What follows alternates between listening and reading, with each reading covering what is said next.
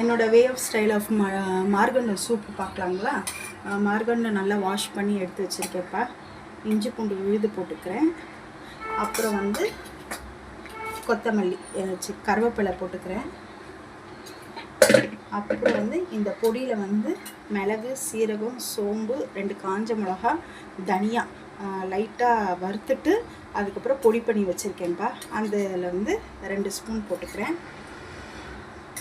அப்புறம் கல் உப்பு கொஞ்சம் போட்டுட்டு ஊற்றிக்கோங்க. ஊற்றிட்டு நல்லா ஒரு 5-6 விசில் விட்டுருங்கப்பா.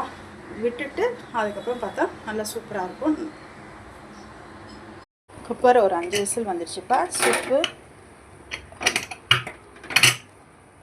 ப்ரெஷர் அடங்கினோன்னு விசில் எடுத்துக்கலாம்ப்பா.